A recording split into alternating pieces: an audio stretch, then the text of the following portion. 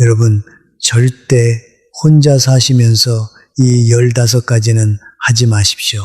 특히 5번째와 12번째는 정말로 사람 목숨을 앗아갈 수 있는 일입니다. 지난 40년 가까이 이 동네에서 산전수전 다 겪으며 살아온 제가 직접 보고 들은 일들을 바탕으로 오늘 솔직하게 말씀드리겠습니다. 듣다 보면 가슴이 철렁할 수도 있습니다. 오늘 이 시간 끝까지 함께 해주시기 바랍니다. 여러분, 안녕하십니까? 노년에 들어서면 다들 그런 생각을 하시지요. 이제는 좀 편하게 내 마음대로 살고 싶다.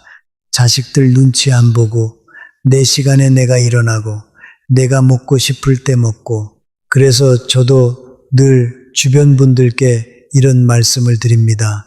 형편이 되신다면 작은 방 한 칸이라도 따로 마련해서 사세요. 그래야 자식들도 제 살림에 눈치 안 보고 편하고 저도 굳이 며느리 얼굴빛 살피며 살지 않아도 되니까요. 그런데 말입니다. 작년 가을 제 아내가 그러니까 설춘자라는 사람인데요. 그날 밤 유독 잠을 못 이루더라고요.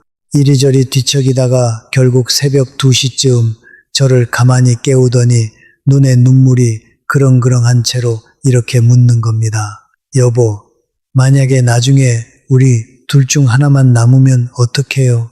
혼자서 아프면 자식들이랑 같이 안 살면 그땐 누구한테 의지해요? 그 한마디가 저를 며칠 동안 떠나지 않았습니다. 밤마다 머릿속에 맴돌았습니다. 사실 그렇지 않습니까? 혼자 사는 노년이라는 게 자유로움이라는 달콤한 껍질 속에 그만큼 많은 위험이 숨어 있다는 걸 젊은 사람들은 절대로 이해하지 못합니다. 저는 이제 70을 넘기면서 인생의 구비구비를 다 겪었고 노년의 그 쓰라림도 충분히 맛본 사람입니다. 그래서 오늘 제 속에 있는 것들을 다 꺼내서 여러분께서 절대로 피해야 할 15가지를 정리해 드리려고 합니다. 듣고 계신 어르신들 부디 눈을 한번 감아 보십시오. 그리고 혹시 내 모습이 그 안에 있는지 가만히 떠올려 보십시오. 내 몸 하나 내가 아끼고 지켜야 할 사람은 결국 나 자신이라는 걸 오늘 이 시간을 통해 다시 한번 마음에 새겨 보시기 바랍니다. 그리고 한 가지 더 제가 이런 이야기를 할 자격이 있는지 스스로 묻기도 했습니다. 저 역시 완벽한 사람은 아닙니다. 저도 가끔은 병원 가기를 미루고 가끔은 아까운 마음에 음식을 더 두고 먹기도 합니다. 그러니 오늘 이야기는 위에서 가르치려는 마음이 아니라 같은 처지에 있는 사람으로서 함께 고민하고 나누고 싶은 마음으로 드리는 말씀입니다. 저는 평생 동네 사람들의 대소사를 지켜보고 또 직접 겪으며 살아온 사람입니다. 누구는 혼자 사시다가 갑작스레 쓰러져서 며칠 만에야 발견되고 누구는 평생 모은 재산을 한순간에 잃고 또 누구는 작은 부주의 하나로 큰 사고를 당하는 모습을 너무 많이 봐왔습니다. 그럴 때마다 가슴이 미어지는 것 같았습니다. 우리 세대는 워낙 자식들 키우고 살림 일구는데 평생을 바쳤기 때문에 정작 내 몸과 내 살림을 스스로 지키는 법은 제대로 배우지 못했습니다. 그래서 오늘 이 시간만큼은 자식들 이야기도 잠시 내려놓고 오직 우리 자신을 위한 이야기를 나누고자 합니다. 혼자 산다는 것이 외롭고 위험한 일이 아니라 오히려 평온하고 당당한 시간이 될 수 있도록 그 비결을 하나하나 풀어보겠습니다. 끝까지 들어주시면 분명 도움이 되실 거라 약속드립니다. 첫 번째, 정기 건강검진을 미루는 일입니다. 압니다. 여기 듣고 계신 분들 중에 병원 가는 거 무서워하시는 분들 많으실 겁니다. 우리 세대 노년의 마음이 다 그렇습니다. 검진 받으러 가면 돈 든다, 자식들 한창 빠듯한데 괜히 부담 주기 싫다, 그리고 무엇보다 검사 받았다가 암이다, 큰 병이다 하는 결과가 나오면 어떡하나 그 충격으로 차라리 모르고 사는 게 마음 편하지 않을까 이런 생각들 하시지요. 차라리 모르는 게 약이다. 알고 나면 그 길로 시름시름 앓다가 더 빨리 갈 것 같다. 이런 마음 다 이해합니다. 하지만 어르신들, 이건 정말로 큰 잘못된 생각입니다. 혼자 사시는 분들은 옆에서 죽 한 그릇 떠다 줄 사람도 물 한 잔 챙겨줄 사람도 없습니다. 이 몸뚱이, 이 낡아가는 기계 하나가 여러분이 의지할 수 있는 유일한 버팀목입니다. 쓰러져서 마당 한가운데 쓰러진 채로 발견되고서야 구급차를 부르는 그 순간을 기다리지 마십시오.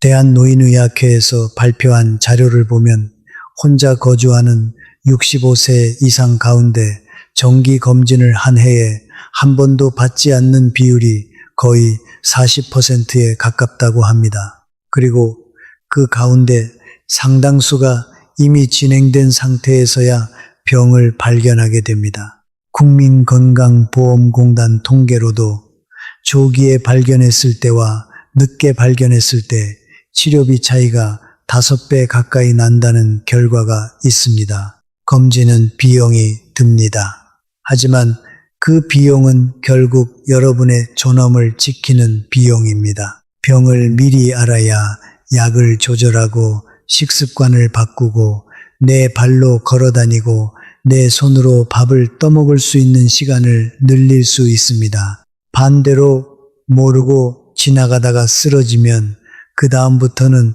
자식이나 며느리, 사위손에 의지해서 대소변을 받아내야 하는 처지가 됩니다. 그게 정말 자식을 위하는 길입니까? 아니면 자식에게 짐을 지우는 길입니까?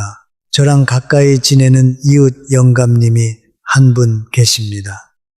성함이 하태수, 올해 73이신데 부인을 먼저 보내고 혼자 사신 지 벌써 7년째입니다. 이분이 늘 하시는 말씀이 이렇습니다. 젊었을 때는 병원 가는 게 그렇게 아까웠는데 이제 와서 보니 그 아낀 돈보다 더 큰 걸 잃을 뻔했다고요.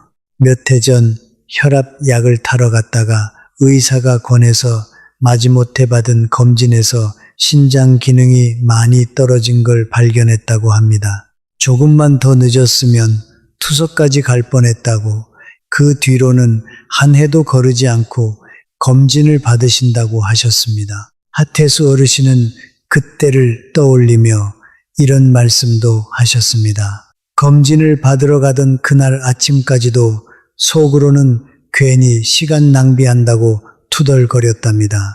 그런데 결과를 받아보고 나서는 다리가 후들거릴 정도로 놀라셨다고 합니다. 평소에 별다른 증상도 없었는데 신장이 그렇게까지 나빠져 있을 줄은 전혀 몰랐다고요. 그날 이후로 하태수 어르신은 동네 사람들을 만날 때마다 검진 이야기를 빠뜨리지 않고 하십니다. 몸은 거짓말을 안 하지만 증상이 나타날 때까지 기다리면 너무 늦는다고 그렇게 늘 강조하십니다. 여러분, 이제 우리 함께 그 두려움을 떨쳐버리십시오. 검진은 무서운 게 아니라 나를 지키는 가장 값싼 보험입니다. 국가에서 시행하는 무료 검진 제도도 잘 활용하시면 큰 비용 들지 않고도 기본적인 것들은 다 확인할 수 있습니다.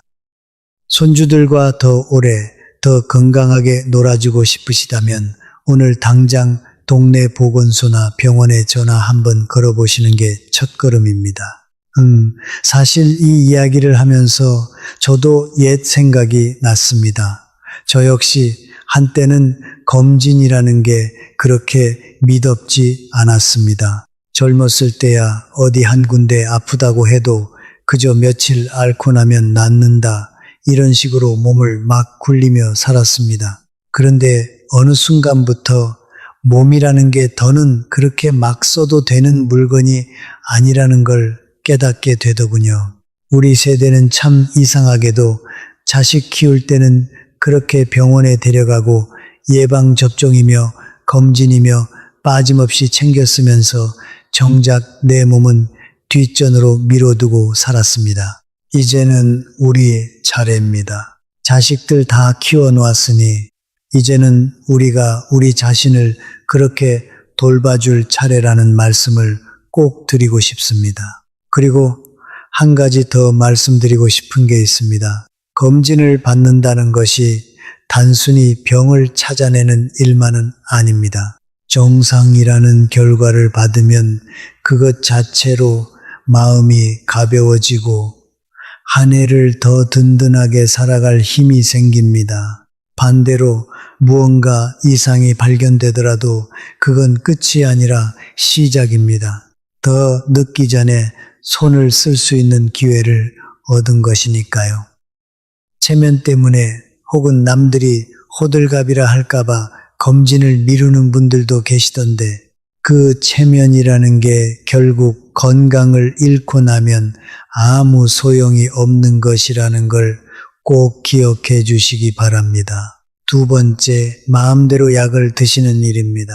이 두 번째 이야기로 넘어가면 제가 장담하건대 듣고 계신 분들 가운데 10명 중 9명은 이 습관에 한 번쯤 걸려본 적이 있으실 겁니다. 바로 본인이 알아서 의사 노릇을 하는 습관 말입니다. 저도 예외는 아니었습니다. 나이가 들면 눈이 흐려지고 손이 떨립니다. 약병에 쓰인 글씨는 개미만큼 작아서 도무지 용량이 얼마인지 제대로 보이지 않습니다. 어떤 날은 저녁에 혈압약과 당뇨약을 한 움큼 삼키고는 한밤중에 잠이 오지 않아 머릿속이 멍해진 채로 다시 일어나 약을 더 드시는 경우도 있습니다. 아까 저녁에 깜빡하고 안 먹은 것 같다는 착각 때문입니다. 그러다 혈압이 바닥까지 떨어져 침대 위에서 정신을 잃는 일이 실제로 일어납니다. 다음날 아침 발견되었을 때는 이미 몸이 차갑게 식어 있었다는 그런 일들이 안타깝지만 우리 주변에서 드물지 않게 벌어집니다. 질병관리청 자료에 따르면 자가 약물 오용으로 응급실에 실려오는 63 이상 환자 비율이 전체 약물 부작용 사례의 거의 절반을 차지한다고 합니다. 그리고 그 중에서도 혼자 거주하는 분들의 비율이 70%를 넘는다는 조사 결과도 있습니다.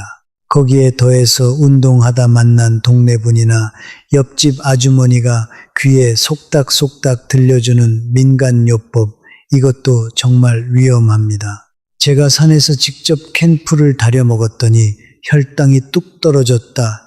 양약 끊고 이거나 드셔보시라. 이런 말에 마음이 흔들려서 정작 의사가 처방한 약은 슬그머니 끊어버리고 검증되지 않은 약초물을 매일 드시는 분들이 계십니다. 여러분, 사람마다 체질이 다릅니다. 젊을 때는 비슷하게 보였던 몸도 나이가 들수록 사람마다 차이가 크게 벌어집니다. 간과 신장의 기능도 나이가 들면서 다 떨어진 상태입니다. 낯선 성분을 받아들여서 걸러낼 힘이 예전 같지 않습니다. 그러다 갑자기 신장 기능이 망가져서 온몸이 퉁퉁 붓고 혼자 사는 집안에서 한 발짝도 떼지 못한 채 주저앉는 경우, 이거 정말 누가 구해줄 수 있겠습니까? 제 처가 쪽으로 먼 친척 되시는 분 중에 이름이 좌현묵 어르신이라는 분이 계신데 이분 이야기는 조금 뒤 12번째에서 다시 말씀드릴 텐데, 이분의 손위 형님 되시는 분도 비슷한 약 사고를 겪으셨습니다. 당뇨약을 드시다가 동네 분권유로 약초 가루를 같이 드셨는데 두 가지가 서로 작용을 일으켜서 혈당이 급격히 떨어지는 저혈당 쇼크를 겪으셨다고 합니다. 다행히 마침 안부 전화를 드리려던 자녀분이 통화가 안 되는 걸 이상하게 여겨 직접 찾아갔다가 발견해서 목숨은 건지셨지만 며칠을 중환자실에 누워 계셔야 했습니다. 여러분 부디 제 부탁을 들어주십시오. 약은 요일과 시간대별로 나뉘어 있는 작은 칸막이 약통을 하나 장만하십시오. 아침, 점심, 저녁, 자기 전 이렇게 칸을 나누어서 미리 한 주치를 채워두면 그날 헷갈릴 일이 훨씬 줄어듭니다. 매주 일요일 저녁처럼 정해진 시간에 한 번씩 다음 한 주치를 미리 채워두는 습관을 들이시면 매일 헤매지 않고도 정확하게 약을 챙기실 수 있습니다. 그리고 떠도는 말로 전해지는 민간요법은 절대 함부로 시도하지 마십시오. 이 나이의 몸은 더 이상 무언가를 시험해 볼 수 있는 실험장이 아닙니다. 작은 약 하나의 실수로 외로운 죽음을 맞이하는 그런 억울한 일은 제발 없어야 하지 않겠습니까? 그러니까 약을 드시는 것에 대해서 한 가지 더 당부드리고 싶은 게 있습니다.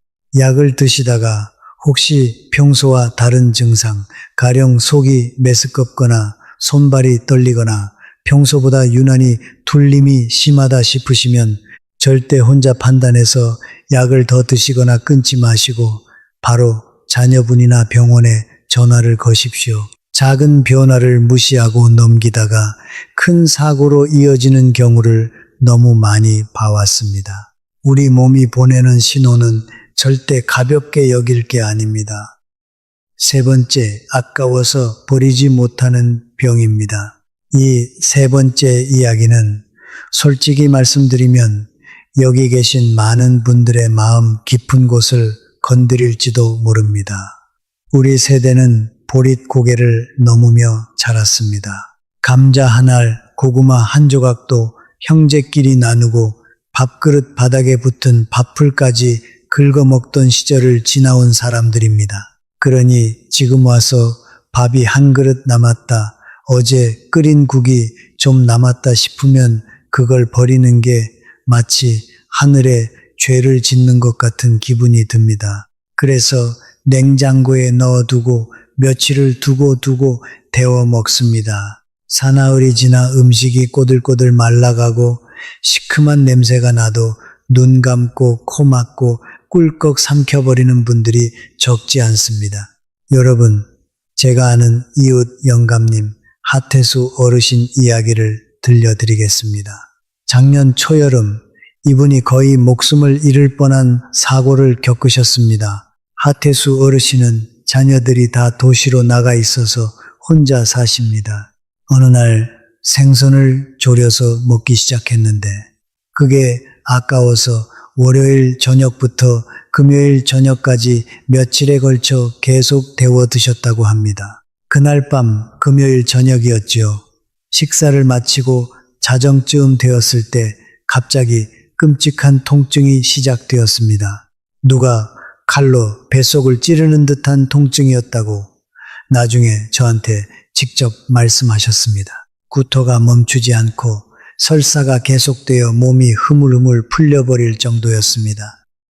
가까스로 손을 뻗어 전화기를 찾으려 했지만 손이 떨려서 화면을 제대로 누를 수가 없었습니다. 안방에서 현관까지 기어가서 옆집에 도움을 청하려 했지만 그 짧은 거리에서 기력이 다해 차가운 문턱 앞에서 정신을 잃고 쓰러지셨습니다. 다행히 새벽에 폐지를 주우러 다니시는 분이 그 집 앞을 지나다가 문틈으로 쓰러진 모습을 발견하고 소리를 질러 사람들을 불러 모았고 그렇게 겨우 병원으로 옮겨졌습니다.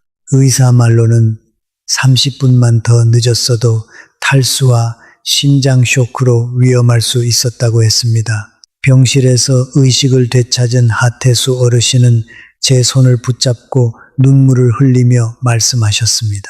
영감, 생선 한 토막 3만 원도 안 했는데 그거 아까워서 먹다가 병원비로 2천만 원 가까이 썼어. 그것도 모자라서 아무도 없는 바닥에서 죽은 듯이 쓰러져 있던 그 순간이 제일 비참했다고요. 여러분 한번 계산해 보십시오. 3만 원짜리 반찬을 아끼려다가 수백만 원, 수천만 원의 병원비를 치르게 되는 셈입니다. 거기에 더해서 그 새벽 아무도 모르게 홀로 쓰러져 있던 그 공포와 굴욕은 돈으로 따질 수 없는 상처입니다. 그 일이 있은 후로 하태수 어르신은 동네 사람들이 모일 때마다 그 새벽 이야기를 들려주십니다.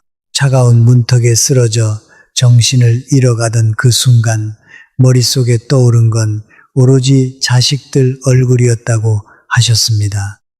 다시 한 번만 그 애들을 보고 싶다는 마음뿐이었다고요.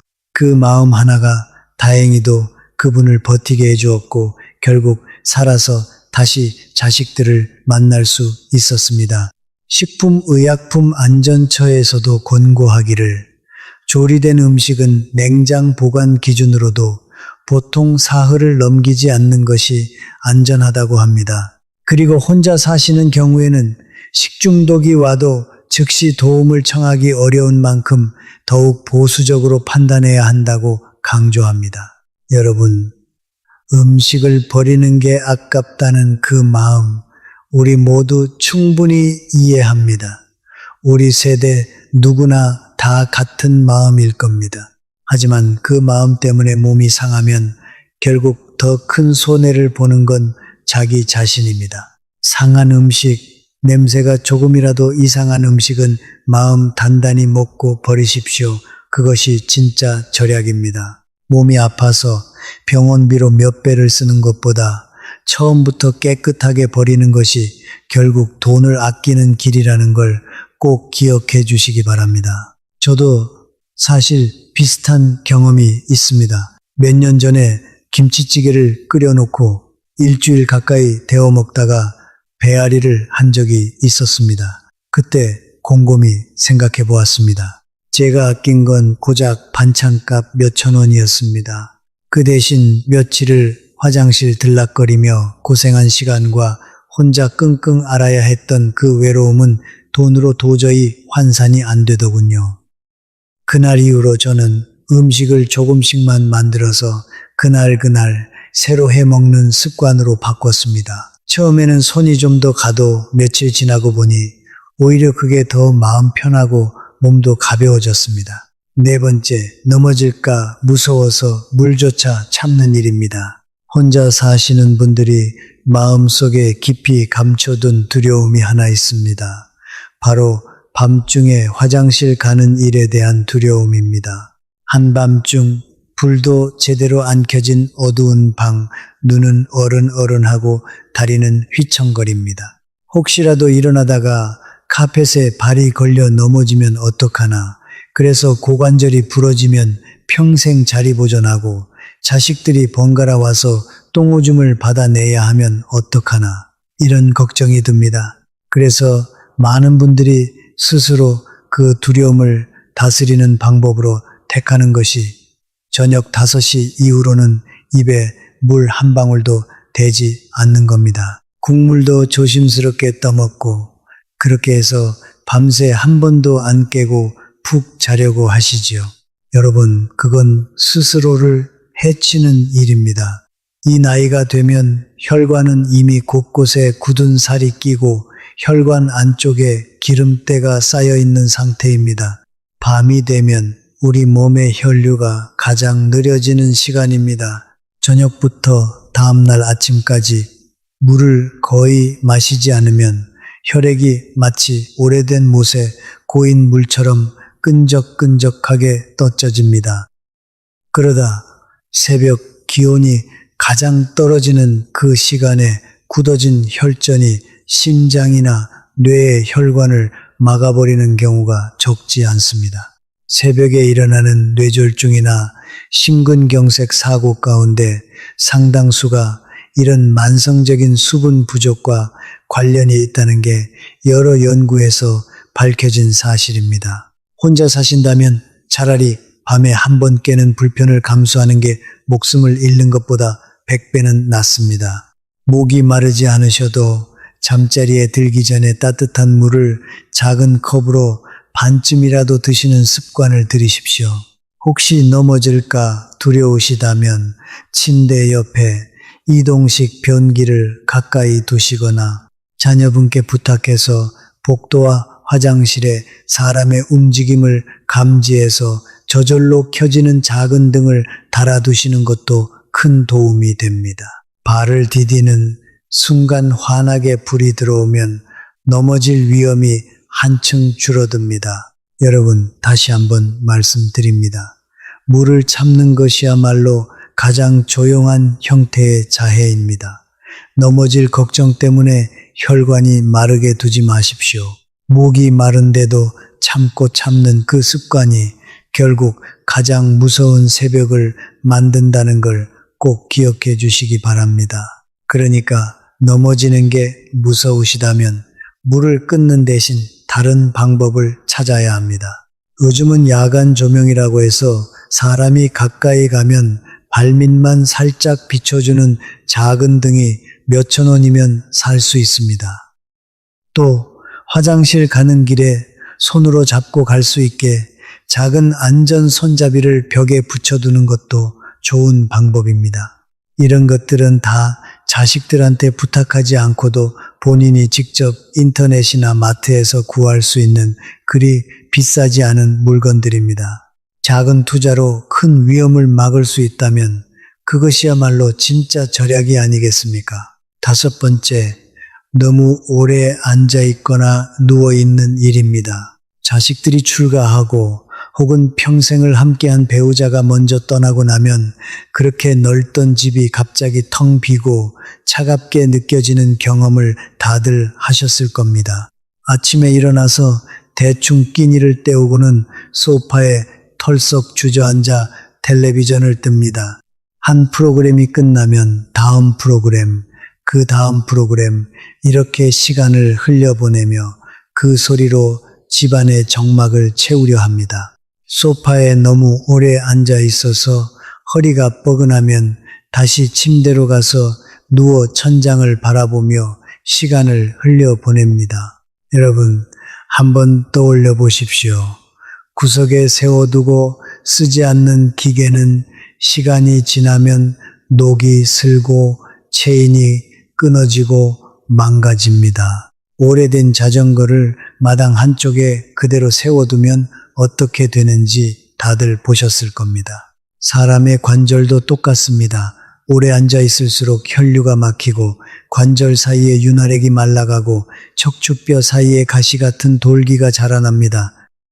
그러다 어느 날 갑자기 탁자 위에 컵 하나를 집으려고 손을 뻗는 그 단순한 동작에서도 찌릿한 통증이 온몸을 관통하게 됩니다. 거기에 더해서 더 무서운 건 좁은 공간 안에 너무 오래 갇혀 있으면 마음도 같이 시들어 간다는 사실입니다. 몸이 굳는 것보다 마음이 굳는 것이 어쩌면 더 무서운 일일지도 모릅니다. 우울감이 슬그머니 차오르고 혼잣말이 늘고 자신도 모르게 점점 더 외부와 단절된 생활을 하게 됩니다.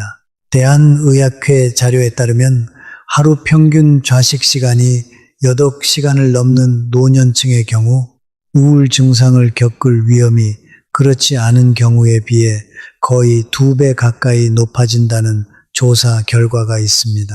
여러분, 혼자 사시더라도 우리 모두 일하던 시절에 그 리듬을 어느 정도는 지켜야 합니다. 아침에 일어나면 창문을 활짝 열어서 햇빛을 들이고 마당을 한번 쓸고 화분에 물을 주고 동네를 한 바퀴 천천히 걸으며 바람을 쐬십시오. 팔을 흔들고 어깨를 펴고 고개를 들어 하늘과 구름을 한번 바라보십시오. 몸을 움직여야 혈액이 머리끝까지 잘 돌고 정신도 맑아집니다. 부디 혼자라는 이유로 스스로 만든 작은 감옥 속에 자신을 가두지 마십시오. 남은 인생 그렇게 흘러가게만 두지 말고 살아있는 시간으로 채워가시길 바랍니다. 저랑 가깝게 지내는 어르신 한 분은 매일 아침 같은 시간에 일어나서 꼭 동네 한 바퀴를 도는 걸 10년 넘게 지켜오고 계십니다. 비가 오나 눈이 오나 우산을 쓰고서라도 그 길을 걸으신다고 하더군요. 한번 여쭤봤더니 그게 그렇게 좋은 게 아니라 그냥 안 하면 몸이 찌뿌둥하고 마음이 가라앉아서 억지로라도 한다고 하셨습니다. 그런데 그 억지로 하는 습관이 10년을 쌓이니 그분은 동년배 가운데 가장 허리가 곧고 걸음걸이가 가벼우신 분이 되셨습니다. 작은 습관이 쌓이면 결국 몸이 알아서 답을 줍니다. 운동이라고 해서 거창하게 헬스장에 가고 무거운 기구를 들 필요는 전혀 없습니다. 가장 좋은 운동은 매일 할 수 있는 가벼운 운동입니다. 아침 저녁으로 동네를 천천히 걷는 것, 의자에 앉아서 두 다리를 번갈아 들어 올리는 것, 양손으로 깍지를 끼고 천천히 어깨를 돌리는 것, 이런 단순한 동작들을 하루에 10분, 20분씩만 꾸준히 하셔도 관절이 굳는 걸 막고 혈액순환을 도울 수 있습니다. 그리고 혼자 운동하는 게 심심하시다면 동네 경로당이나 복지관에서 운영하는 체조 교실에 참여해 보시는 것도 좋습니다. 거기서 정해진 시간에 다른 분들과 함께 몸을 움직이면 운동도 되고 사람들과의 만남도 되니 7번째 항목에서 말씀드릴 단절의 문제도 함께 해결됩니다. 6번째, 낡고 망가진 전기 제품을 끝까지 고집하며 쓰는 일입니다. 이것 역시 우리 세대가 어려운 시절을 살아온 탓에 생긴 습관입니다. 혼자 집에서 지내다 보면 이건 아직 멀게 나다, 저건 조금만 고치면 더 쓸 수 있다, 이런 생각으로 자꾸 미루게 됩니다. 당장 멀쩡해 보이는 것도 속은 이미 다 헐었을 수 있다는 걸 우리는 자꾸 잊어버립니다. 전기난로 줄이 헐거워졌으면 검은 테이프로 둘둘 감아서 쓰고, 전기 주전자 바닥이 깨졌으면 벽돌 한 장 받쳐서 그대로 씁니다. 새 걸로 바꾸면 돈이 드니까, 자식들한테 부담 주기 싫으니까 그렇게 버티시는 거지요. 여러분, 제 처가 쪽으로 먼 친척이신 용필순 아주머니의 이야기를 들려드리겠습니다. 이분은 오래된 단층집에서 혼자 사셨습니다. 집에 한참 된 전기난로가 있었는데 겉으로 드러난 전선 부분이 너덜너덜하게 갈라져서 안에 동선이 다 비져 보일 정도였습니다. 조카들이 위험하다고 새 것을 사드리겠다고 해도 아직 쓸만한 걸 왜 버리느냐고 하늘에 죄를 짓는 거라며 한사코 마다하셨습니다. 그러던 어느 추운 보름날 밤, 뼛속까지 시린 추위에 용필순 아주머니는 그 난로를 침대 곁에 켜둔 채로 깜빡 잠이 드셨습니다. 그런데 새벽에 낡은 전선에 갈라진 틈에서 합선이 일어나 불꽃이 튀었고 그게 그대로 덮고 있던 소미불 자락에 옮겨 붙었습니다. 아주머니가 매캐한 냄새에 놀라 잠에서 깨었을 때는 이미 불길이 이불 끝자락을 핥듯 타오르고 방 안에는 짙은 연기가 자욱하게 차오르고 있었습니다.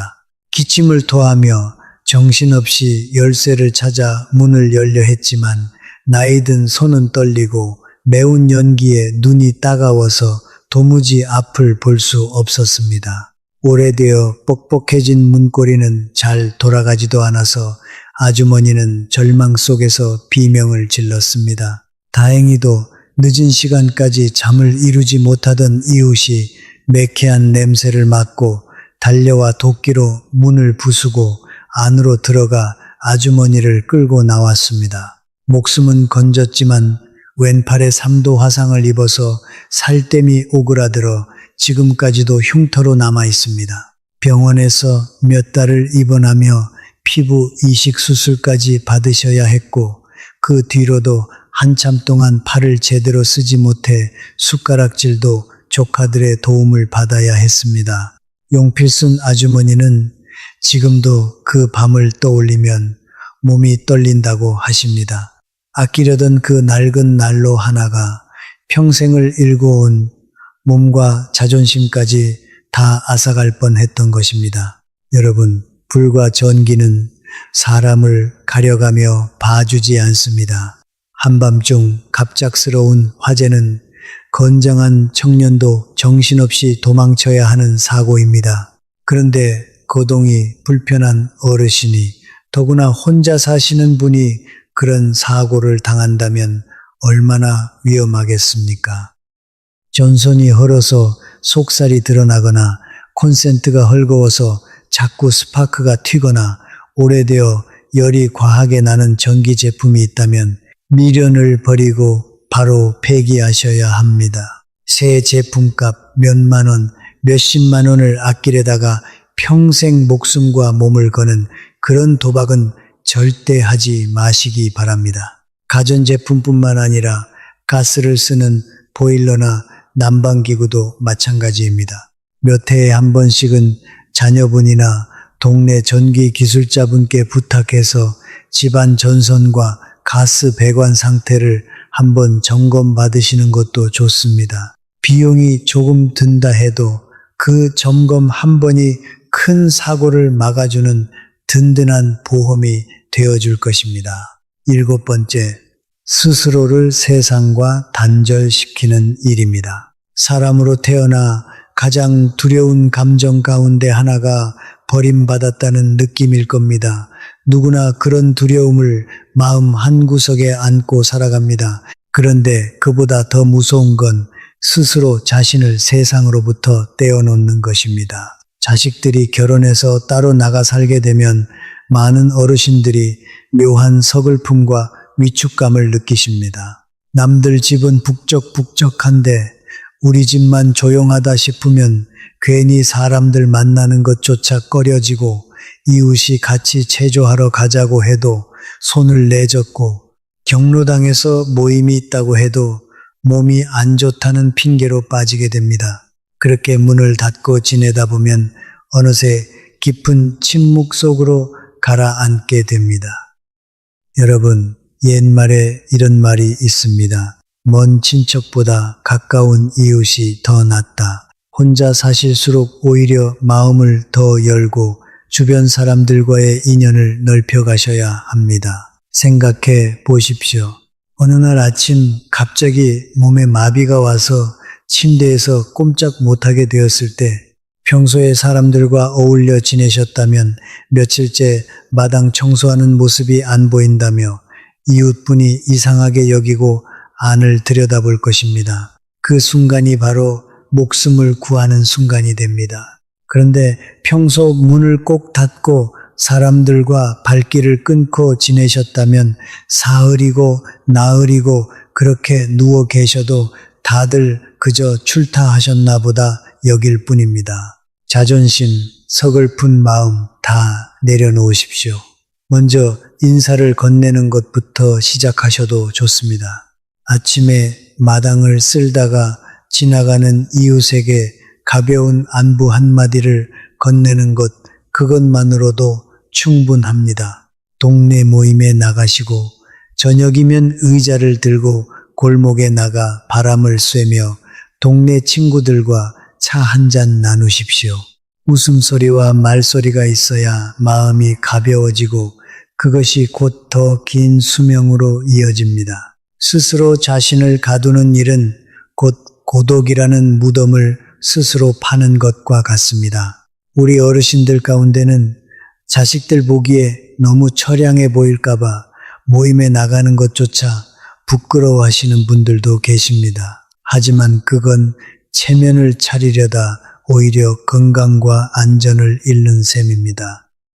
또래들과 어울려 정담을 나누는 그 모습이야말로 손주들이 봤을 때 가장 멋지고 당당한 어르신의 모습이 아니겠습니까? 8번째, 가족을 향한 원망과 서운함을 가슴에 꽉 끌어안고 사는 일입니다. 텅 빈 집의 고요한 어둠 속에서는 부정적인 생각들이 유난히 더 깊이 파고듭니다. 많은 분들이 밤에 이불을 덮고 누워 천장을 바라보다가 문득 서운한 마음이 차오릅니다. 내가 평생 땀과 눈물을 쏟아부어 저것들을 키워냈는데 이제 와서 나를 혼자 두고 가버렸구나. 며느리는 살짝 쌀쌀 맞고 사위는 한 달에 한 번 들여다보는 것도 힘들어한다. 이런 생각들이 쌓이고 쌓여서 가슴속에 묵직한 응어리로 자리 잡습니다. 누구를 만나든 자식 욕, 며느리 욕을 늘어놓으며 한탄하게 됩니다. 여러분, 인생은 정말 짧습니다. 그 원망과 서운함을 끌어안고 있다고 해서 자식들이 아파하는 게 아닙니다. 오히려 그 마음 때문에 본인의 심장이 멍울지고 혈류가 막히고 밤마다 잠을 설치며 갖가지 병을 스스로 불러들이게 됩니다. 세대가 다르면 사는 방식도 다를 수밖에 없습니다. 날개가 다 자란 새는 결국 제 둥지를 찾아 날아가야 합니다. 자녀들도 저마다의 삶을 꾸려가느라 바쁘고 그들 역시 자기 자식들 키우느라 정신없이 살아갑니다.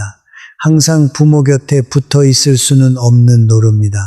혼자 사는 시간을 오히려 자유와 평온을 누릴 기회로 받아들이십시오. 젊은 사람들의 무심함을 용서하는 것이야말로 결국 자기 자신의 마음에 채워진 사슬을 푸는 일입니다. 남은 삶을 평안하게 누리는 것, 그것이 지혜로운 어르신의 모습입니다. 그러니까 원망이라는 감정은 사실 마음속에서 키울수록 점점 더 커지는 법입니다. 반대로 하루에 한 가지씩이라도 감사할 일을 떠올려보는 습관을 들이면 그 응어리가 조금씩 풀어집니다.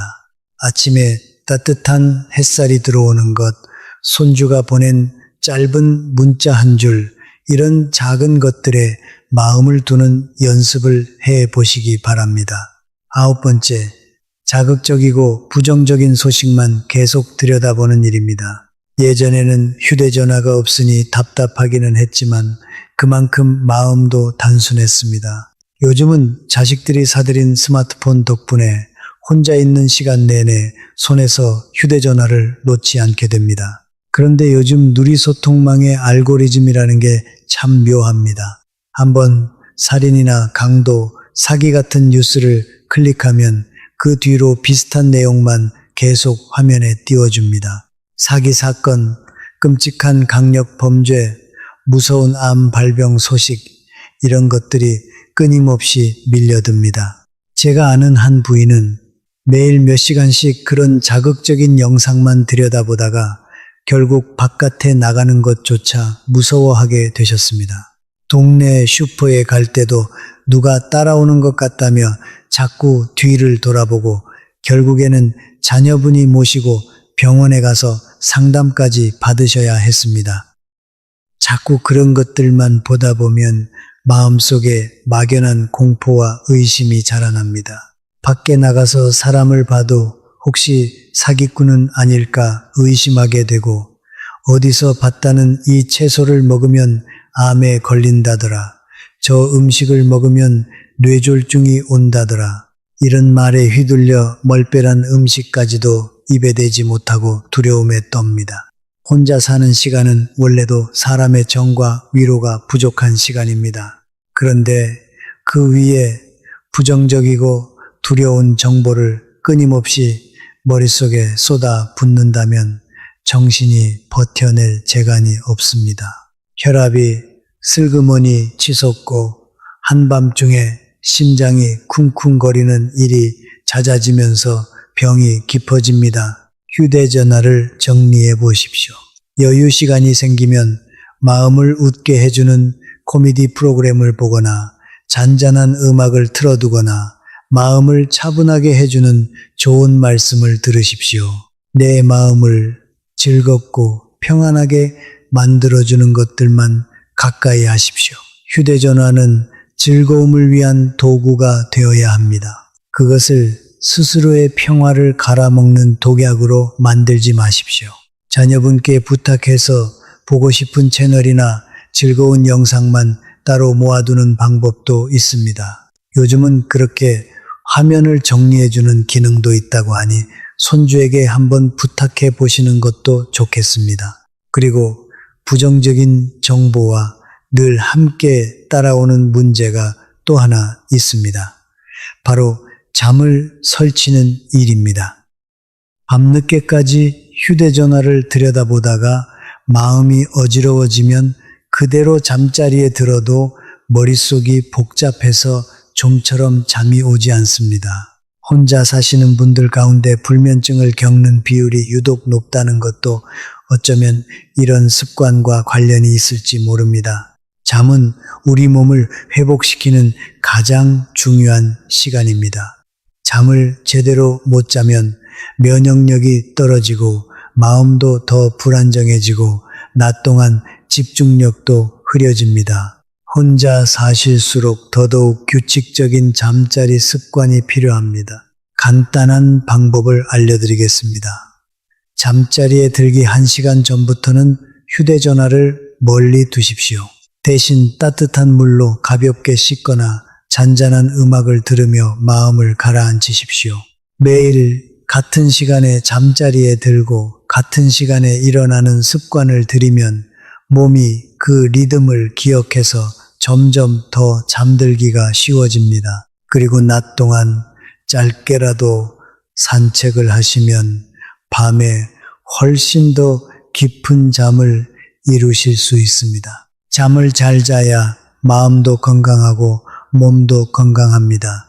이것이야말로 가장 기본적이면서도 가장 소홀히 여기기 쉬운 자기 돌봄이라는 걸 꼭 기억해 주시기 바랍니다. 10번째, 새로운 기술을 거부하는 일입니다. 아이고, 난 이제 늙어서 눈도 흐리고 정신도 깜박깜박한데 그 작은 화면을 어떻게 톡톡 누르고 그러느냐.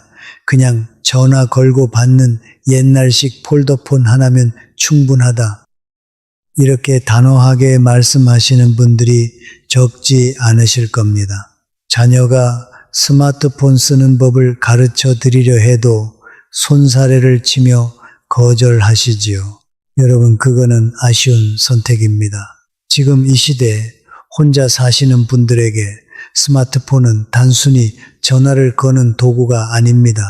생명줄과도 같은 물건입니다. 생각해 보십시오. 몸이 아파서 자리에 누워 있을 때 영상통화로 자식들 얼굴, 손주들 재롱을 보고 들으면 그 순간 마음에 위로와 힘이 생깁니다.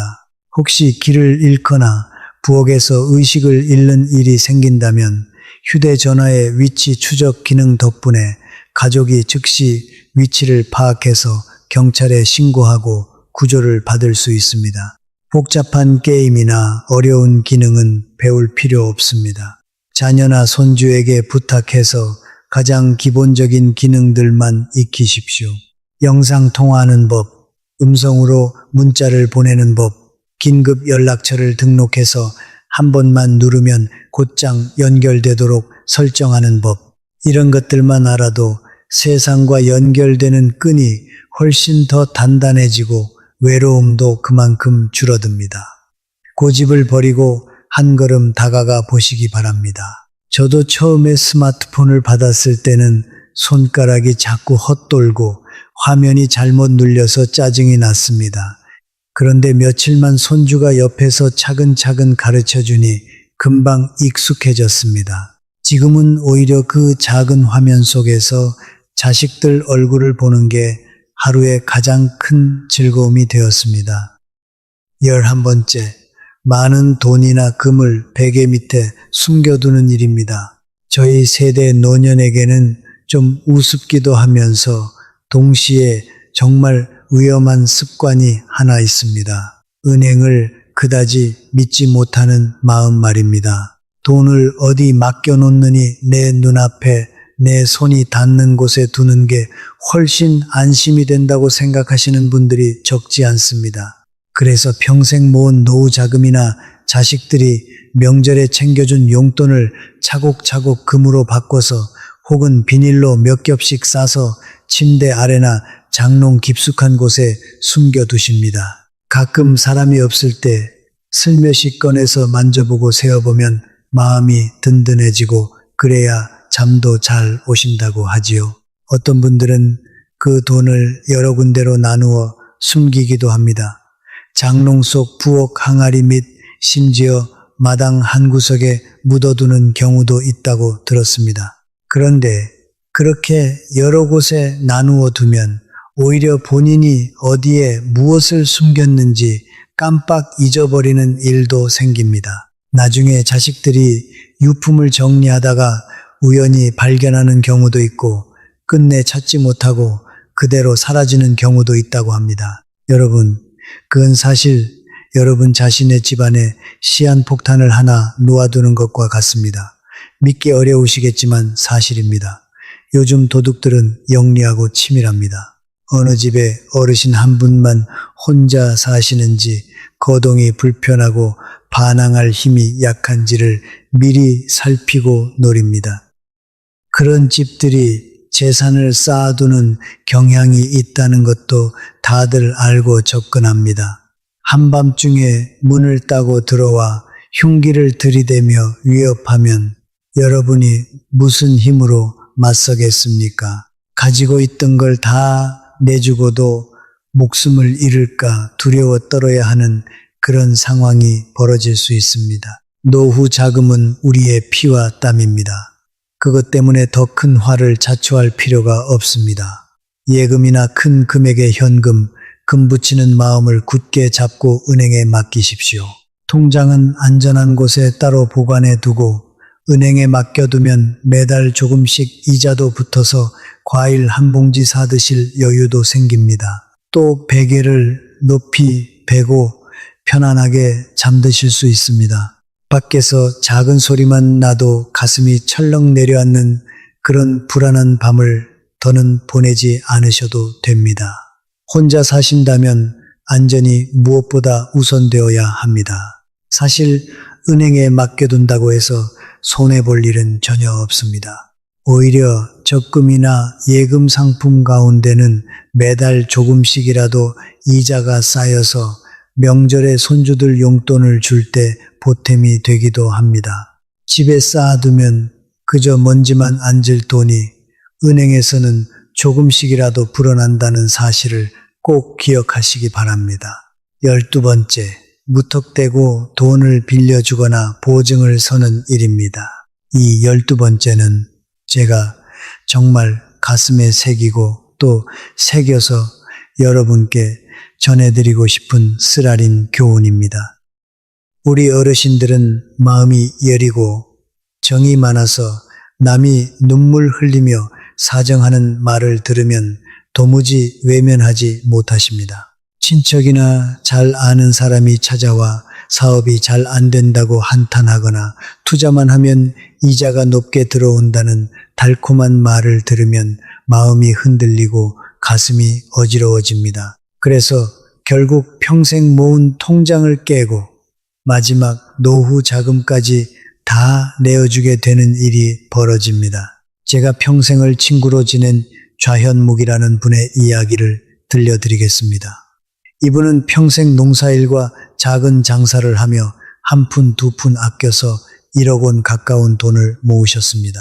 혹시 몸이 아파서 자리에 눕더라도 자식들에게 부담 주지 않으려고 평생을 그렇게 모아오신 돈이었습니다. 그런데 작년 먼 친척 되는 청년 한 명이 이름이 마승규였는데 좋은 차를 타고 좌현묵 어르신 댁에 찾아왔습니다. 번지르르한 옷을 입고 왔지만 집에 들어서자마자 무릎을 꿇고 눈물을 흘리며 사정했습니다. 회사가 은행 대출 기한을 못 맞춰서 큰일이 났다. 어르신 명의로 집을 담보로 잡고 대출 보증만 서주시면 석 달 안에 자금을 돌려서 다 갚고 거기다 사례까지 두둑이 챙겨드리겠다고 약속했습니다. 좌현묵 어르신은 조카가 눈물로 사정하는 모습을 보며 친척 사이에 설마 이 사람을 속이겠나 싶은 마음에 정에 이끌려 보증 서류에 도장을 찍어 주셨습니다. 그런데 채 석 달도 지나지 않아서 그 마승규라는 청년은 사업이 파산했다며 돈을 챙겨 외국으로 자취를 감춰버렸습니다. 빚쟁이들이 때를 지어 좌현묵 어르신 집으로 몰려와 빚을 갚으라고 윽박질렀습니다. 평생 모은 1억 원에 가까운 돈을 그들에게 다 내어주고도 부족해서 태어나서 자란 그 작은 집까지 결국 은행에 넘어가고 말았습니다. 이른을 바라보는 나이에 좌현묵 어르신은 비좁고 허름한 셋방으로 옮겨가서 주차장 야간 경비 일을 다시 시작하셨습니다. 끼니마다라면 한 봉지로 버티며 더 이상 의지할 곳 하나 없는 처지가 되셨습니다. 친구의 그 무너진 모습, 텅 빈 눈빛을 보면서 저는 마음이 너무나 아팠습니다. 어느 날 제가 그 좁은 셋방으로 찾아갔을 때 좌현묵 어르신은 벽에 등을 기대고 앉아 한참을 말없이 계셨습니다. 그러다 겨우 입을 떼시고는 평생 농사일로 굽어버린 손을 내려다보며 이렇게 말씀하셨습니다. 내가 이 손으로 평생 흙을 만지며 모은 돈인데 그게 한순간에 다 날아갈 줄은 꿈에도 몰랐다고요. 그리고 가장 마음 아팠던 건 돈을 잃은 것보다도 가족 같다고 믿었던 그 청년에게 배신당했다는 사실이라고 하셨습니다. 그 배신감은 시간이 지나도 쉽게 아물지 않는다고 하셨습니다. 그 말을 들으며 저도 같이 눈물을 훔쳤던 기억이 아직도 선명합니다. 여러분, 제 진심을 담아 말씀드립니다. 노후 자금과 살고 있는 집은 우리 인생의 마지막 자존심입니다. 절대로 큰 돈을 빌려주거나 누군가의 빚 보증을 서는 일은 하지 마십시오. 설령 그 사람이 가까운 친척이라 할지라도 말입니다. 만약 그 사람이 빚을 갚지 못하고 무너지면 그 화는 결국 여러분께 돌아옵니다. 그때는 몸도 약해지고 힘도 빠진 나이에 갈 곳마저 잃고 거리에 나 앉을 수도 있습니다. 누가 그런 여러분을 도와주겠습니까? 마음을 단단히 먹으십시오. 때로는 단호하게 거절하는 것이 자기 자신을 지키고 마지막까지 존엄을 지키는 길입니다. 혹시라도 정에 끌려서 거절하기가 너무 힘드시다면 이렇게 한번 말씀해 보십시오. 내가 가진 돈은 다 자식들 줄 것이고 내 노후를 위한 마지막 보루라서 정말 미안하지만 도와줄 수가 없다고 솔직하게 말씀하시면 됩니다. 거절했다고 해서 욕을 먹는다 해도 그 욕은 며칠 지나면 잊혀집니다. 하지만 전 재산을 잃고 나면 그 후회는 평생 가슴에 남습니다. 13번째, 문단속을 소홀히 하는 일입니다. 오랫동안 같은 동네, 같은 골목에서 사신 분들은 이웃집 아이부터 동네 통장님까지 모르는 얼굴이 없을 정도로 다 익숙하실 겁니다. 그래서 자연스럽게 마음이 느슨해집니다. 이 동네는 워낙 순하고 사람들이 다 착해서 도둑이 들 일이 없다 이렇게 생각하시지요.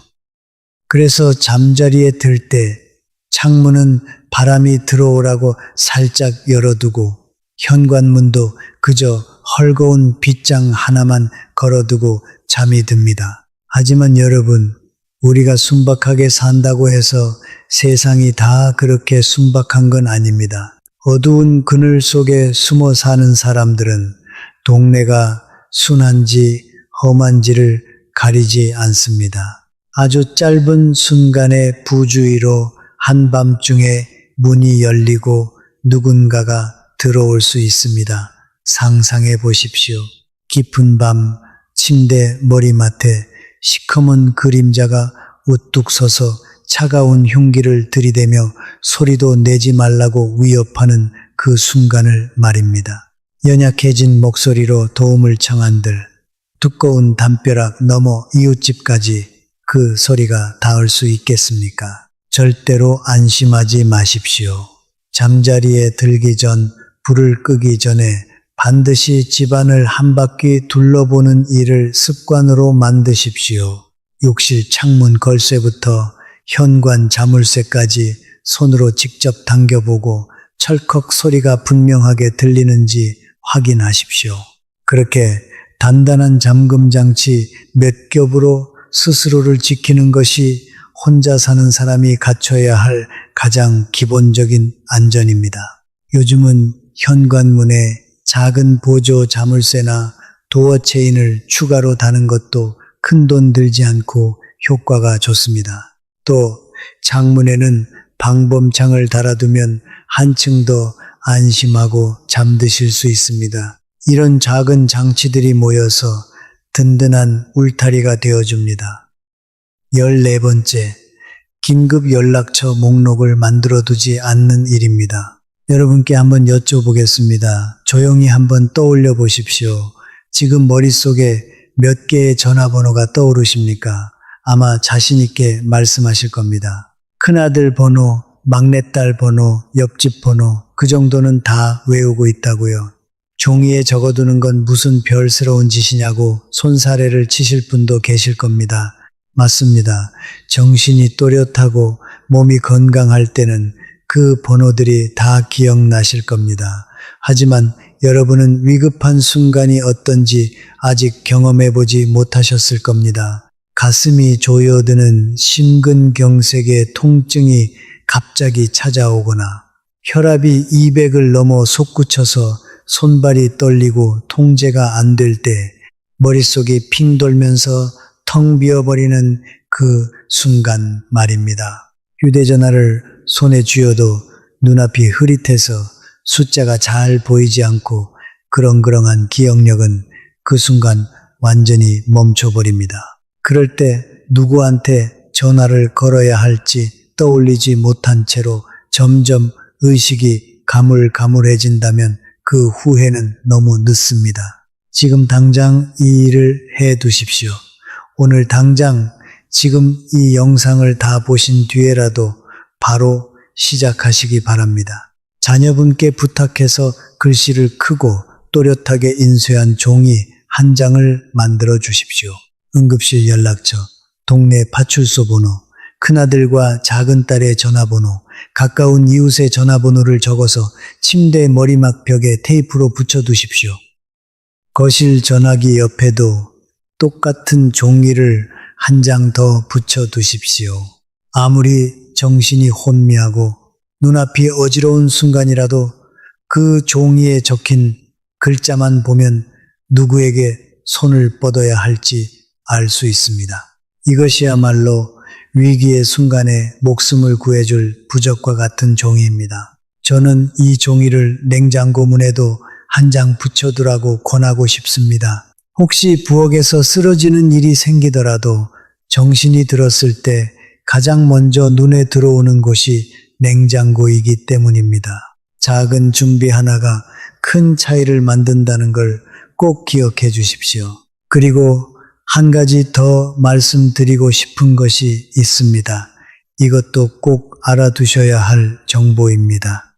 요즘은 동네 지자체나 복지관에서 혼자 사시는 어르신들을 위한 안전 확인 제도를 운영하는 곳이 많습니다. 매일 한 번씩 자동으로 전화를 걸어서 응답이 없으면 담당자가 직접 찾아가 확인하는 제도도 있고 손목에 차는 작은 기기로 응급 상황을 알릴 수 있는 장치를 무료로 빌려주는 곳도 있습니다.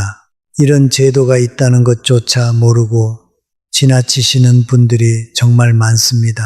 동네 주민센터나 복지관에 한번 전화를 걸어서 혼자 사시는 어르신을 위한 안전 지원 제도가 있는지 여쭤보시기 바랍니다. 비용 부담 없이 혹은 아주 적은 비용으로 이런 든든한 안전망을 마련할 수 있습니다. 또한 이웃과의 작은 약속도 큰 힘이 됩니다.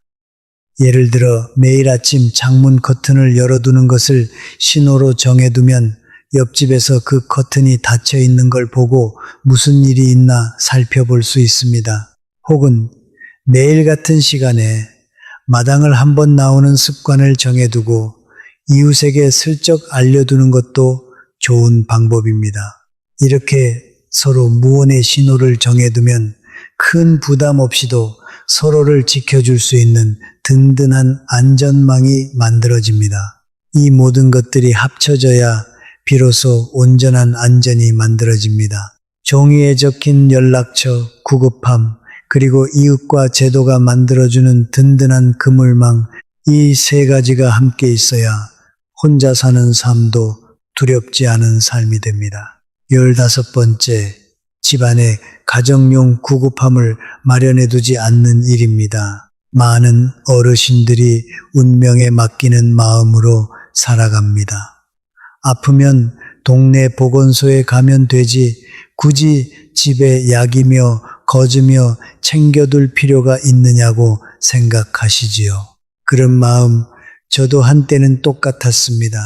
혼자 사는데 누가 곁에서 상처를 닦아주고 붕대를 감아주겠느냐며 시도조차 하지 않으십니다. 여러분 한번 떠올려 보십시오.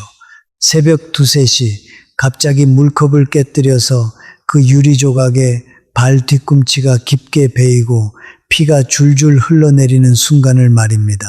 혹은 저녁 식사를 마치고 갑작스러운 복통이 찾아와 바닥을 뒹굴며 신음하는 그 순간을 말입니다.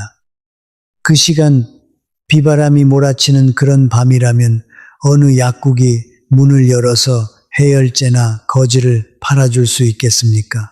피가 흐르는 상처를 움켜쥐고 그저 날이 밝기만을 기다리며 견디시겠습니까? 집안에 반드시 가정용 구급함을 마련해 두십시오. 뚜껑이 있는 작은 플라스틱 상자 하나에 혈압을 잴 수 있는 전자혈압계, 해열제, 배앓이와 설사를 다스리는 약, 소독용 솜과 거즈, 빨간 소독약을 늘 채워두십시오. 그 상자는 손이 닿기 가장 쉬운 곳에 두시고 절대로 깊은 장롱 속에 잠가두지 마십시오. 아무도 곁에 없는 외로운 상황에서 스스로 지혈하고 스스로 응급조치를 할 수 있어야 합니다. 하늘이 돕고 의사가 달려오기 전에 우선 자기 자신이 자기를 구해야 하는 순간이 분명히 있습니다. 약국에 가시면 이런 구급함을 한 번에 챙길 수 있는 작은 세트도 팔고 있으니 하나씩 따로 사러 다니실 필요 없이 한 번에 장만하시는 것도 방법입니다. 비용은 10,000원 안팎이면 충분하니 그 정도는 자신을 위한 투자로 생각하시고 꼭 마련해 두시기 바랍니다. 그리고 여기에 한 가지를 더 보태고 싶습니다. 이건 15가지 안에 직접 넣지는 않았지만 그만큼 중요한 이야기입니다. 바로 끼니를 대충 때우는 습관입니다. 혼자 사시다 보면 밥상을 제대로 차리는 일이 참 귀찮아집니다. 누구 보여줄 사람도 없고 누구랑 같이 먹을 사람도 없으니 그냥 김치 한 가지에 밥 한 그릇 혹은 라면 한 봉지로 끼니를 때우는 날이 늘어납니다. 어떤 날은 그마저도 귀찮아서 빵 한 조각으로 하루를 버티기도 합니다. 여러분, 이것도 정말 조심하셔야 할 부분입니다. 영양이 부족하면 근육이 빠지고 면역력이 떨어지고 그러면 작은 감기 하나도 크게 앓게 됩니다. 국민건강보험공단 자료를 보면 혼자 거주하는 고령층 가운데 영양 부족 상태로 판정되는 비율이 같이 사는 가구에 비해 거의 3배 가까이 높다는 결과가 있습니다. 끼니를 대충 때우다가 어느 날 갑자기 기운이 쫙 빠지고 걸음도 제대로 못 걷게 되는 일이 실제로 일어납니다. 그렇다고 매번 거창하게 차려 드시라는 말은 아닙니다. 그저 몇 가지 원칙만 지키시면 됩니다. 첫째, 끼니마다 단백질을 조금이라도 챙기십시오. 계란 하나, 두부 한 조각, 생선 한 토막이면 충분합니다. 둘째, 채소를 색깔별로 조금씩 곁들이십시오. 김치 외에도 나물 한 가지, 오이나 당근 같은 것을 함께 드시면 좋습니다. 셋째, 너무 짜게 먹지 않도록 신경 쓰십시오. 혼자 드실 때는 양념을 조금 덜 넣는 습관을 들이는 것도 좋습니다. 그리고 가능하다면 일주일에 한두 번은 밑반찬을 미리 만들어서 냉장고에 소분해 두십시오. 이렇게 해두면 매번 새로 요리하는 부담 없이도 끼니마다 단백질과 채소를 골고루 챙길 수 있습니다. 물론 앞서 3번째 항목에서 말씀드렸듯 너무 오래 두지는 마시고 사흘 안에는 드시는 게 안전합니다. 밥을 잘 챙겨 드시는 것, 그것이야말로 가장 기본적이면서도 가장 중요한 자기 돌봄입니다. 몸이 든든해야 마음도 든든해지고 그래야 오늘 말씀드린 다른 위험들도 더 잘 이겨낼 수 있습니다. 그리고 어르신들, 이 모든 이야기 밑에는 사실 우리 모두가 마음 깊이 두려워하는 한 가지 질문이 숨어 있습니다.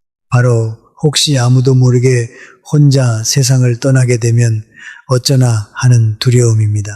이건 정말 솔직하게 꺼내기 어려운 이야기지만 오늘만큼은 함께 이야기해 보고 싶습니다. 이 두려움은 사실 자연스러운 것입니다. 사람은 누구나 외롭게 떠나고 싶지 않습니다. 누군가의 손을 잡고 따뜻한 말 한마디를 들으며 마지막을 맞이하고 싶은 게 인간의 본능입니다. 그런데 혼자 사신다는 사실 자체가 그 두려움을 더 크게 만듭니다. 하지만 여러분, 제가 오늘 말씀드린 15가지를 차근차근 실천하신다면 그 두려움은 훨씬 줄어듭니다. 정기검진으로 몸 상태를 미리 알고 약을 제대로 챙겨 먹고 이웃과 가족과 연결의 끈을 놓지 않고 긴급 연락처와 안전장치를 마련해 두면 혹시 위급한 상황이 와도 혼자 방치되는 일은 크게 줄어듭니다. 완벽하게 모든 위험을 막을 수는 없겠지만 적어도 그 가능성을 최소한으로 줄일 수 있습니다. 그리고 한 가지 더 말씀드리고 싶은 것은 죽음을 너무 두려워하며 살기보다는 지금 살아있는 이 시간을 충실하게 채워가는 것이 더 중요하다는 사실입니다. 오늘 손주와 통화 한 번 더 하고, 오늘 동네 친구와 차 한 잔 더 나누고, 오늘 햇볕 아래서 산책 한 번 더 하는 것, 그렇게 오늘을 충실하게 사는 것이야말로 결국 가장 평온한 마지막을 준비하는 길이기도 합니다. 저도 가끔 그런 생각을 합니다. 내가 떠나는 날 누군가 곁에 있어주면 좋겠지만 만약 그렇지 못하더라도 적어도 내가 살아온 시간들이 의미 있고 충실했다면 그것으로 충분하지 않을까 하고요. 여러분도 너무 두려움에만 사로잡히지 마시고 오늘 하루를 잘 채워가는데 마음을 쓰시기 바랍니다. 그런데 어르신들, 이 15가지를 말씀드리기 전에 한 가지 더 깊은 이야기를 나누고 싶습니다. 사실 이 모든 위험들의 뿌리에는 한 가지 공통된 마음이 있습니다. 바로 자식들에게 짐이 되고 싶지 않다는 마음, 그리고 동시에 자식들 곁에서 너무 멀어지고 싶지 않다는 그 양립하기 어려운 두 가지 마음입니다. 우리 세대는 참 묘한 세대입니다. 가난한 시절 부모 형제를 위해 내 한 몸 희생하는 게 당연했던 시절을 지나왔고, 그러면서도 자식들에게는 더 나은 삶을 물려주고 싶어서 또 한 번 내 모든 걸 쏟아부었습니다. 그렇게 평생을 자식 위해 살다 보니 정작 내 몸과 마음을 돌보는 법은 제대로 배우지 못했습니다. 이제 와서 혼자가 되고 나니 그동안 미뤄두었던 숙제가 한꺼번에 밀려오는 듯한 느낌이 듭니다. 그래서 저는 이렇게 생각합니다. 혼자 사는 노년이라는 것이 결코 쓸쓸함이나 버려짐의 시간이 아니라 오히려 평생 처음으로 온전히 나 자신을 위해 살아볼 수 있는 시간이라고 말입니다. 다만 그 시간을 제대로 누리기 위해서는 방금 말씀드린 것처럼 스스로를 지키는 지혜가 반드시 필요합니다. 자유와 안전은 서로 떨어진 게 아니라 함께 가야 하는 한 쌍의 날개입니다. 저도 가끔은 외로움이 사무칠 때가 있습니다. 저녁 무렵 창밖으로 옆집에서 도란도란 들려오는 가족들의 말소리를 들으면 가슴 한쪽이 시큰해지기도 합니다. 하지만 그럴 때마다 저는 이렇게 마음을 다잡습니다. 내가 외로운 게 아니라 내가 평생 일하고 자식 키우느라 누리지 못했던 나만의 시간을 이제야 갖게 된 것이라고. 그렇게 생각을 바꾸고 나니 혼자 보내는 저녁 시간도 그렇게 나쁘지 않더군요. 제가 마지막으로 들려드리고 싶은 이야기는 앞서 말씀드린 어려움들을 딛고 오히려 더 단단해진 분의 이야기입니다. 곽윤식 어르신 나무로 장난감을 만드신다고 앞서 말씀드린 그분이 바로 그런 경우입니다. 몇 해 전까지만 해도 이분은 검진도 미루고 약도 마음대로 드시고 전기 제품도 낡은 채로 쓰시던 분이었습니다. 그런데 어느 날 가벼운 화재 경보를 겪고 나서 정신이 번쩍 드셨다고 합니다. 그날 이후로 하나씩 차근차근 습관을 바꿔 나가셨습니다. 낡은 전기 제품을 다 바꾸고 약통을 사서 요일별로 정리하고 매년 검진도 빠뜨리지 않고 받으셨습니다. 지금 그분을 뵈면 또래 가운데 가장 활기차고 건강한 모습이십니다. 동네 사람들이 비결을 물으면 그분은 늘 이렇게 답하신다고 합니다. 비결이라고 할 게 없다. 그저 하나씩 위험한 습관을 고쳐나갔을 뿐이라고요. 그 말씀이 저에게는 가장 큰 가르침으로 남았습니다. 한꺼번에 다 바꿀 필요는 없습니다. 오늘 하나, 내일 하나 그렇게 차근차근 바꿔나가면 됩니다. 그리고 한 가지 더 떠오르는 게 있습니다. 제가 젊었을 때 모시던 한 어르신이 하신 말씀이 있는데 지금도 가슴에 남아 있습니다. 인생이라는 게 결국 혼자 와서 혼자 가는 길이다. 그 길 위에서 잠깐씩 만나는 인연들에 감사하며 사는 것이 전부다. 이렇게 말씀하셨습니다. 그때는 그 말이 너무 쓸쓸하게 들렸는데 지금 이 나이가 되어 보니 오히려 그 말이 큰 위로가 됩니다. 혼자라는 것이 결코 부족하거나 잘못된 상태가 아니라 인생이라는 여정의 본래 모습이라는 걸 깨닫게 됩니다. 그러니 여러분, 혼자 사는 시간을 너무 부끄럽게 여기거나 두려워하지 마십시오. 그 시간 속에서도 충분히 의미를 찾고 충분히 행복할 수 있습니다. 다만 그러기 위해서는 오늘 말씀드린 것처럼 스스로를 잘 돌보고 지키는 지혜가 필요할 뿐입니다. 여러분, 자식들을 향한 마음 우리 모두 같습니다. 우리 손주들이 더 자라는 모습을 오래도록 지켜보고 싶고 명절이면 온 가족이 모여 웃는 그 자리에 건강한 모습으로 함께하고 싶습니다. 그러기 위해서 오늘 말씀드린 15가지를 마음에 새기시는 겁니다. 이것은 단순히 겁을 주려는 이야기가 아니라 우리 모두 함께 더 오래, 더 건강하게, 더 당당하게 살아가자는 다짐의 말씀입니다. 여러분, 여기까지 15가지를 차례로 말씀드렸습니다.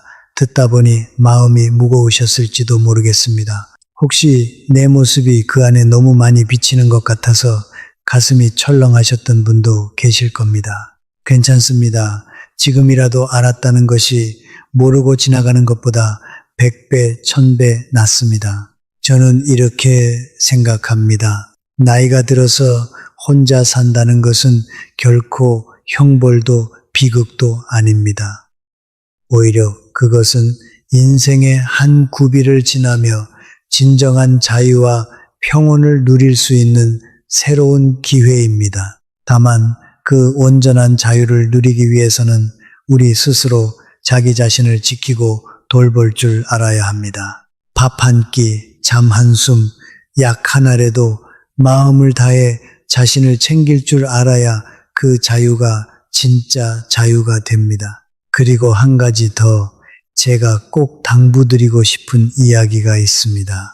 바로 미리 자식들과 솔직하게 이야기를 나눠두는 일입니다. 많은 어르신들이 이걸 쉬쉬하십니다. 아직 안 죽었는데 무슨 그런 이야기를 하느냐, 재수 없는 소리 한다고 손사래를 치십니다. 하지만 여러분, 미리 이야기해 두는 것이야말로 진짜 자식을 위하는 길입니다.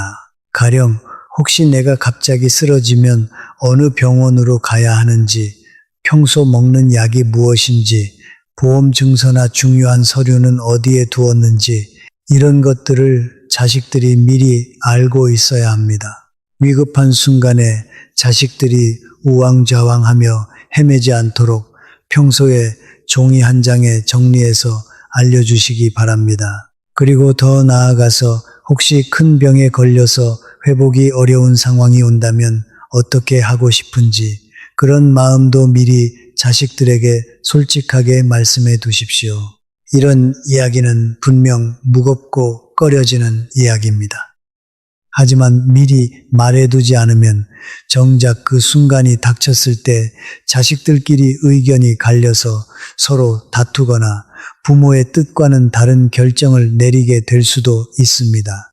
저랑 가까운 어르신 한 분은 몇 해 전 이런 이야기를 자식들과 미리 다 나누어 두셨습니다. 처음에는 자식들도 어색해하고 눈물도 보였다고 합니다. 하지만 그 대화를 나누고 난 뒤로 오히려 마음이 더 편해지고 가족 사이가 더 끈끈해졌다고 하셨습니다. 더 이상 서로 눈치만 보고 속으로만 걱정하는 게 아니라 솔직하게 마음을 나눌 수 있게 되었기 때문입니다.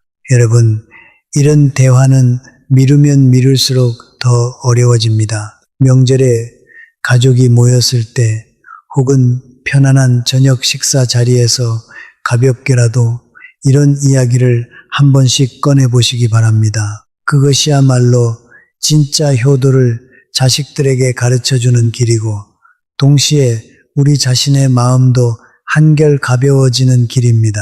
그리고 한 가지 더, 우리 자식들과의 연락을 어떻게 이어가야 하느냐는 문제도 말씀드리고 싶습니다. 많은 어르신들이 이 부분에서 양극단을 오갑니다.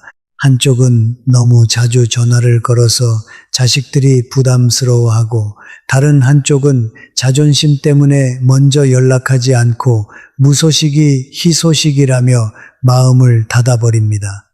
둘 다 결국에는 외로움을 키우는 길입니다.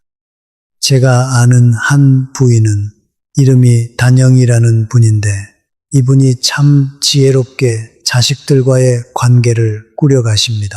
매주 정해진 요일, 정해진 시간에 딱 한 번씩만 전화를 거십니다. 그 시간 외에는 절대 먼저 연락하지 않으십니다. 대신 그 한 번의 통화에서는 정말 알차게 그 주에 있었던 일들, 건강 상태, 동네 소식들을 빠짐없이 나누십니다. 자녀분들도 그 시간만큼은 꼭 비워두고 전화를 받는다고 하더군요. 그렇게 규칙을 정해두니 서로 부담도 없고 그 시간이 오히려 더 애틋하고 소중해진다고 하셨습니다. 여러분도 이런 식으로 한번 시도해 보시기 바랍니다. 매주 일요일 저녁 혹은 매달 첫째 토요일 이렇게 정해진 시간을 만들어 두면 자식들도 미리 마음의 준비를 하고 그 시간을 기다리게 됩니다. 무작정 자주 연락하는 것보다 정해진 약속을 지키는 것이 서로에게 훨씬 건강한 관계를 만들어 줍니다. 그리고 통화할 때는 너무 걱정만 늘어놓지 마십시오. 아프다, 힘들다, 외롭다는 말만 반복하면 자식들도 전화 거는 게 점점 부담스러워집니다. 대신 오늘 본 꽃 이야기, 동네에서 있었던 재미있는 일, 텔레비전에서 본 좋은 프로그램 이야기처럼 가볍고 즐거운 이야기를 많이 나누십시오. 그래야 통화가 끝난 뒤에도 서로 마음이 따뜻해집니다. 손주들과의 관계도 마찬가지입니다. 직접 만나기 어렵다면 영상통화로라도 자주 얼굴을 비추고 손주가 그림을 그렸다거나 시험을 잘 봤다는 소식을 들으면 마음을 다해 칭찬해 주십시오. 그런 작은 순간들이 쌓여서 손주들 마음속에 따뜻하고 지혜로운 분으로 자리 잡게 됩니다. 그것이야말로 우리가 자식들에게 짐이 되지 않으면서도 동시에 가족이라는 끈을 놓지 않는 가장 좋은 방법입니다. 여러분, 혼자 산다는 것이 가족과 멀어진다는 뜻은 결코 아닙니다. 오히려 적당한 거리를 두면서도 마음만은 더 가까이, 더 깊이 이어갈 수 있습니다. 그 균형을 잘 잡는 것이 노년을 풍요롭게 만드는 또 하나의 비결입니다. 그리고 또 한 가지, 혼자 사시는 시간을 풍요롭게 만들어줄 이야기를 짧게 더 들려드리고 싶습니다. 바로 자기만의 즐거움, 자기만의 할 일을 갖는 것입니다. 제가 아는 또 다른 어르신 곽윤식이라는 분이 계십니다. 이분은 평생 목수일을 하셨는데 은퇴하고 부인과도 일찍 작별한 뒤로 혼자 사시게 되었습니다. 처음 한두 해는 정말 무료하고 막막하셨다고 합니다.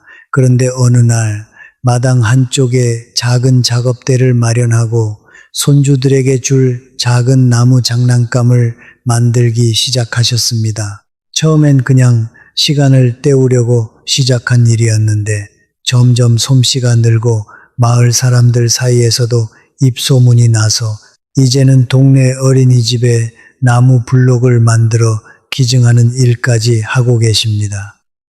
곽윤식 어르신은 저한테 이런 말씀을 하셨습니다.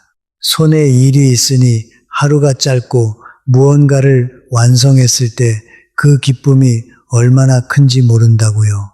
그리고 그렇게 만든 물건을 손주나 동네 아이들이 좋아하는 모습을 보면 내가 아직 쓸모 있는 사람이라는 걸 느끼게 된다고 하셨습니다.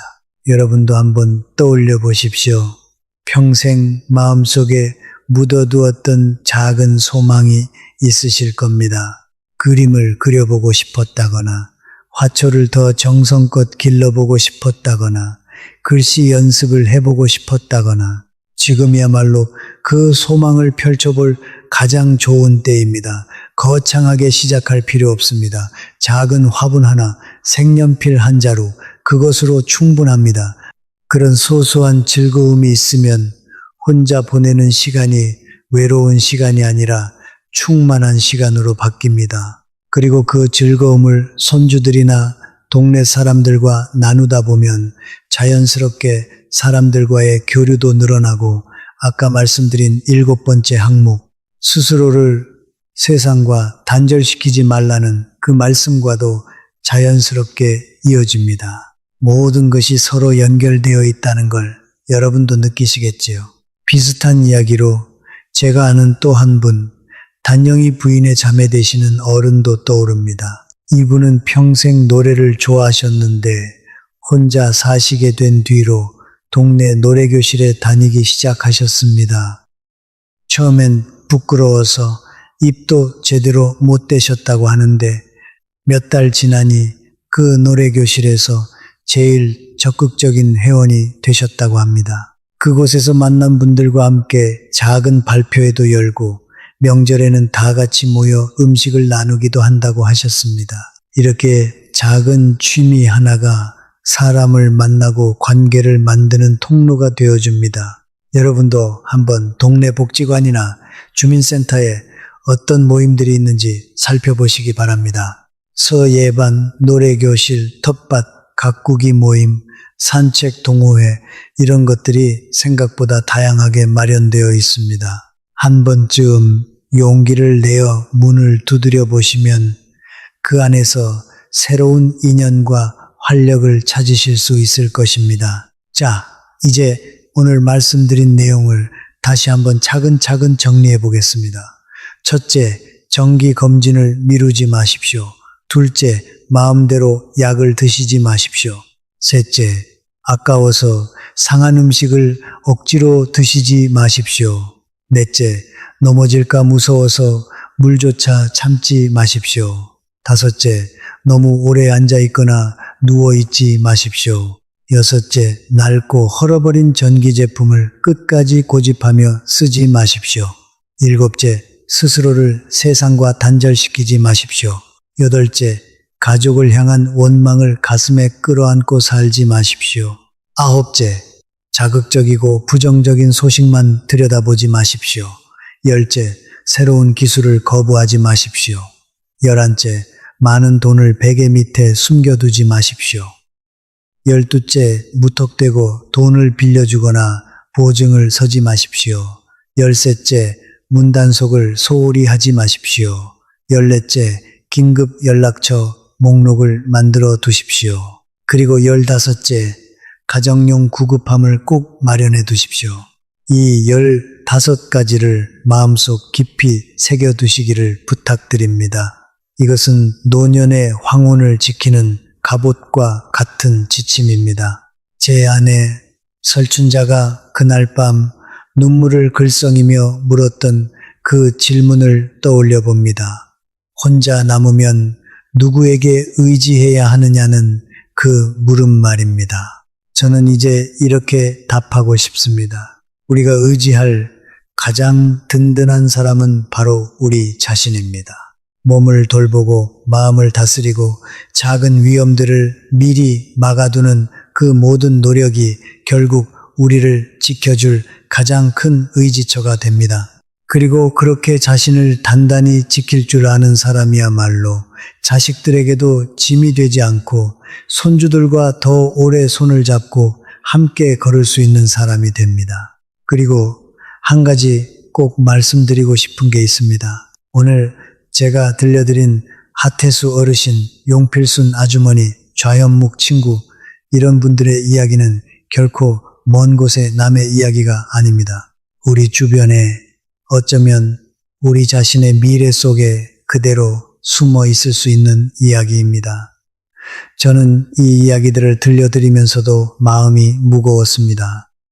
왜냐하면 저 역시 그 어르신들과 똑같은 사람이고 똑같이 아끼고 똑같이 망설이고 똑같이 외로움을 느끼는 사람이기 때문입니다. 하지만 그렇기 때문에 더더욱 이 이야기를 전해드려야 한다고 생각했습니다. 아는 것과 모르는 것은 천지 차이입니다. 아는 사람은 미리 막을 수 있고 모르는 사람은 그저 당할 수밖에 없습니다. 저는 여러분이 그 대을 가진 사람이 되기를, 그래서 위험을 미리 피해가는 지혜로운 사람이 되기를 진심으로 바랍니다. 이번 이야기를 준비하면서 저 스스로도 다시 한번 제 삶을 돌아보게 되었습니다. 과연 나는 이 15가지 중에서 몇 가지나 제대로 지키고 있는가 솔직히 자문해 보았습니다. 부끄럽게도 몇 가지는 저도 아직 완벽하게 지키지 못하고 있습니다. 하지만 적어도 이제는 알고 있으니 하나씩 고쳐나가려고 합니다. 여러분도 저와 함께 오늘부터 한 걸음씩 나아가 보시기를 바랍니다. 여러분, 또래 가운데 가장 건강하고 단정한 모습으로 남고 싶지 않으십니까? 이웃들이 비결을 궁금해할 만큼 정갈하게 나이 들고 싶지 않으십니까?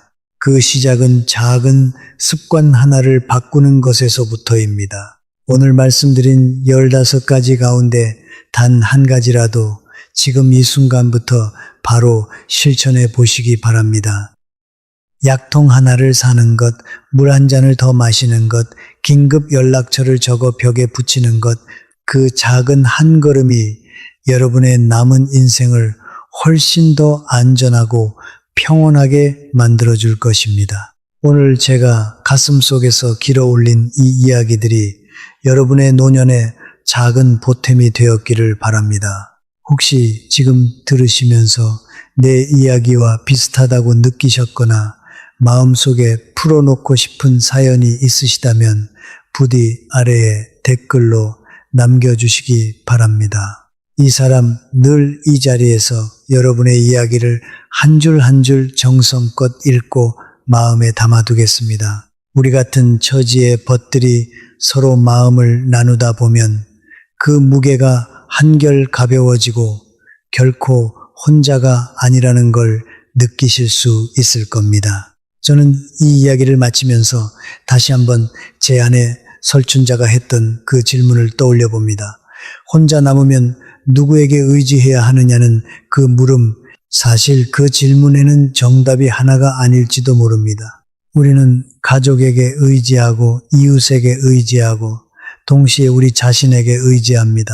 그 모든 의지처들이 함께 어우러질 때 비로소 노년이라는 시간이 두렵지 않고 평온한 시간이 됩니다. 그리고 마지막으로 제가 오늘 드린 이 모든 말씀들의 핵심을 한 문장으로 정리해 본다면 이렇습니다. 혼자 산다는 것은 약해진다는 뜻이 아니라 더 지혜로워져야 한다는 뜻입니다. 우리는 젊었을 때보다 몸은 약해졌지만 그만큼 더 많은 경험과 지혜를 쌓아왔습니다. 그 지혜를 우리 자신을 지키는 데 쓰는 것, 그것이 바로 오늘 제가 드리고 싶었던 가장 큰 말씀입니다.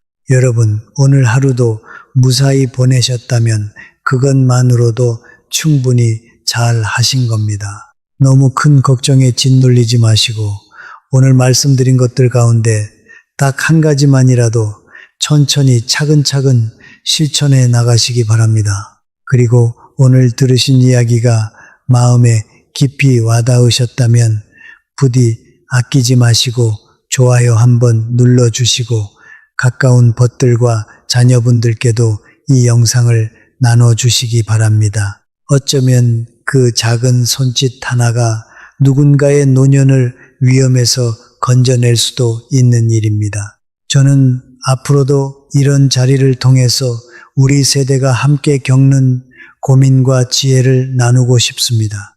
오늘처럼 직접 겪은 이야기, 주변에서 보고 들은 이야기들을 솔직하게 풀어내며 여러분과 함께 더 안전하고 더 평온한 노년을 만들어가고 싶습니다. 마지막으로 구독 버튼도 꾹 눌러주시고 함께 해주시면 다음에 또 이렇게 인생의 이런저런 이야기들을 들고 찾아오겠습니다.